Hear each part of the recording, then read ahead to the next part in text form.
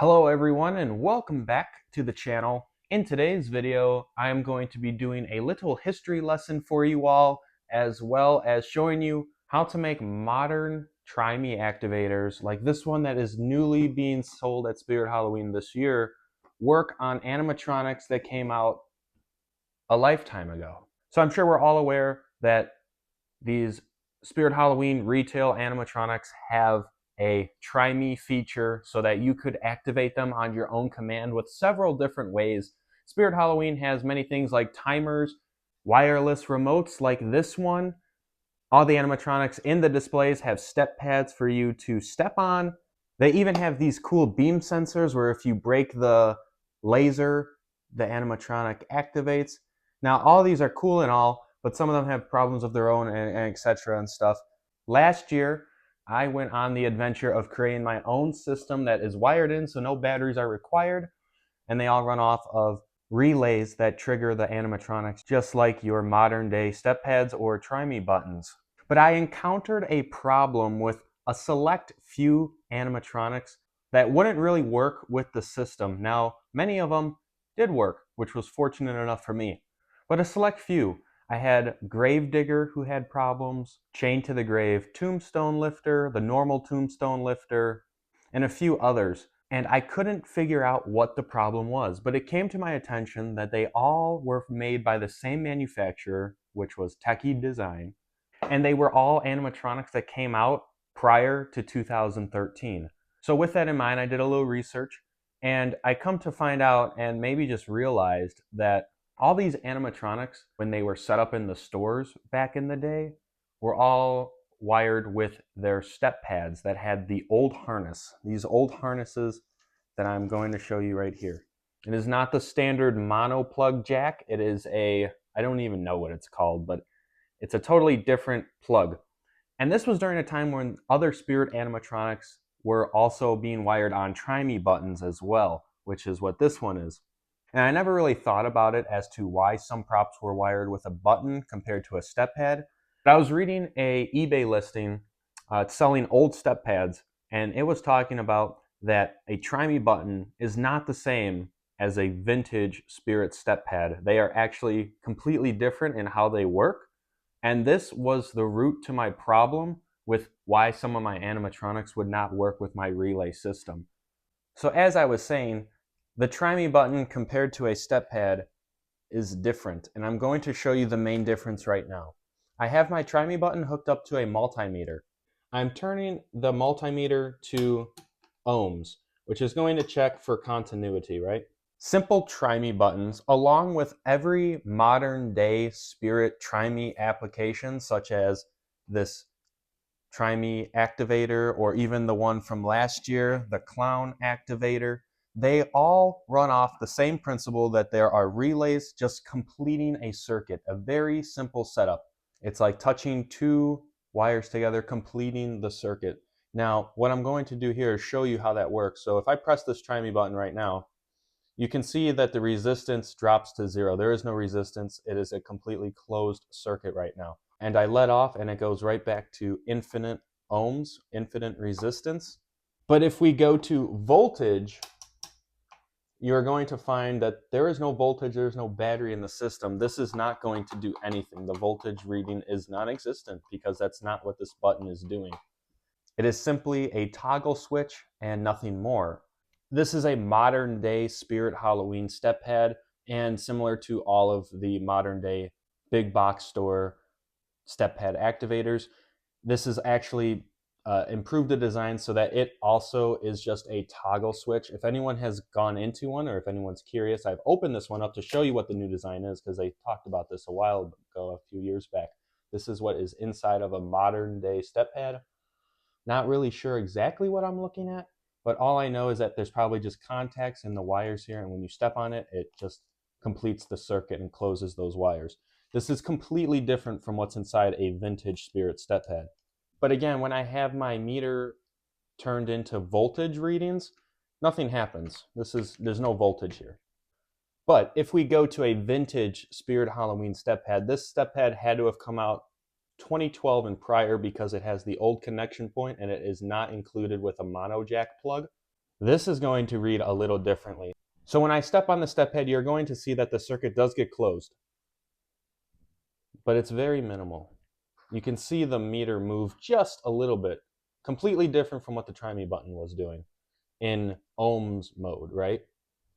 But if we turn to voltage, we're going to go back to 5 volts here. We're going to actually get a reading. This little step pad actually outputs a trace amount of voltage. Now this is on a reading of 5 volts. And if I press it right here, you can see that it is moving. And the harder I press, the more it's going to jump. You can see I'm getting it up to almost like 1 volt, but it's very hard to. That's because this step pad actually runs off of I believe it's pronounced piezoelectric sensor. And they also are used for like little buzzing devices. And when it's pressed, it takes that energy from you pressing it and converts it into a trace amount of voltage. And it's that voltage that is activating your vintage Techie Design animatronics. So I think you can see my dilemma. The old animatronics needed a pulse of actual voltage to get them to, I think, short out to get them to activate. That is just the way Techie Design chose to do it back in the day. And that is why all of the Techie animatronics always had step pads on them when any other company brands such as YJ or Seasonal Visions were with try me buttons. If any of you are of the observant type, you might have noticed that in the years of 2016, 17, 18, 19, some animatronics even came with options for one, a step pad jack, as well as a try me function jack. And that was because of this deviation between step pads and try me buttons. So we run into the modern day problem where I want to be able to get my vintage animatronics to be triggered with modern day try me function capabilities, because this vintage system here has been phased out for a while now, and all the modern day stuff like these specialty activators are just relays and closing a circuit. And due to the fact of me creating my already pre-existing designed specialty wireless remote boxes, I didn't want to have to go back and revitalize my old system. So I wanted to find a way to incorporate a means of the piezoelectric way for the vintage animatronics and incorporating it into my system. So what I have here is a little prototype of what I came up with, and it's very simple, if I say so myself. It is nothing complicated where I think you could do it at home if you have a similar problem. Now, I'm not 100% sure if this actually does any damage to our animatronics. Based on what I've tested, I have some confidence as to it doesn't. But ultimately, do this at your own risk, right? So right here in front of me is ultimately a prototype of what I'm going to eventually do. I'm eventually going to create a 3D printed box and find a better battery holder to get this done a little more nicely. But what this is, simply put, is there's an inlet jack which is made to get plugged into a modern day try me function feature. So take, for example, one of these wireless remote that Spirit Halloween has. We plug this in, right? And remember, this is just a relay like a try me button, and it just closes and completes a circuit, which is what's going on here. Now, where this gets changed is right in here. I have a 3-volt watch battery that is already wired in, so you already know that it's outputting 3 volts, but there's no closed circuit right now. It's all open, so it's not getting drained or anything. In this electrical tape, I have a resistor because this is 3 volts, and if you recall on the multimeter when I pressed the vintage step pad, it outputted a max of 1 volt. But this is a resistor valued at 1 million ohms. And what it does is it tones down the voltage to this to be less than 1 volt, making it to what I believe safe enough to replicate the vintage step pad. The 2 wires come out on this end, and this is what gets plugged into the vintage animatronics. So in theory, you could use this between the animatronic and a modern day activation switch. and it should work all the time. I drew up a little brief generic schematic just on this envelope here, but kind of showcasing what it is we're looking at here. You can see the 3-volt battery, the relay or the try me button, literally whatever you choose to plug it into, and then the 1 million ohm resistor, and then the animatronic. So it's a very simple application, and they're not that difficult to make. This didn't take too long to come up with. But the goal of making it was that so you could make these individually and make them just wire into a daisy chain with anything, literally anything that you want. If you want a try me button to activate a vintage prop, you can do that. If you want one of these activators to activate your vintage prop, you can do that. If you want the beam sensor to activate your vintage prop, you can do that as well. The possibilities are endless, and it's modular so that you can create literally like any scene that you want. You could have this probably run on the new timers this year. I have not tested that out, but then you can even use the wireless remote. So let's do a little test demonstration showing you what I'm talking about here. So for the purposes of this video, I am going to use one of the wireless remotes, and I'm also going to be using my Evil Cauldron Witch as an example, one of the oldest Techie Design animatronics I own. And we're going to plug this into the footpad jack, switch it to footpad mode. And one thing to note, unlike toggle switches like try me buttons where the polarity doesn't matter, the polarity does matter on these.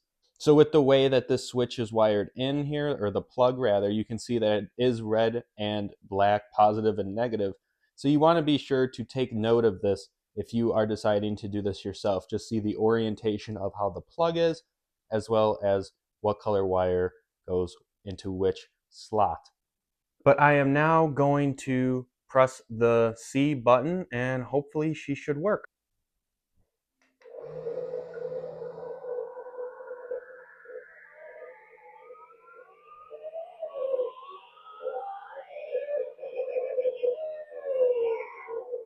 So let me reiterate with you all, the problem I was having last year is when I had them wired into a try me button, all I did was I made a plug end to convert to be wired into the way that the plugs are on these old techie items. And what kept happening was the animatronic would just go off nonstop when in the footpad position.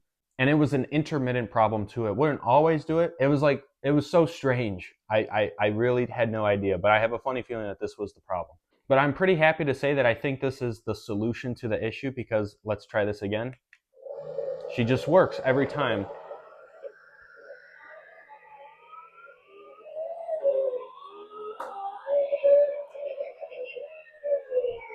So that is how I tried to incorporate vintage animatronics into the modern day of Spirit Halloween.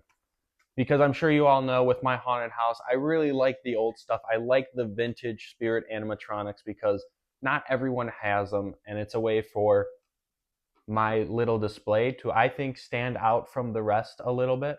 And I really do enjoy that, and I really want to keep these old vintage animatronics running, so I don't like having them on constantly.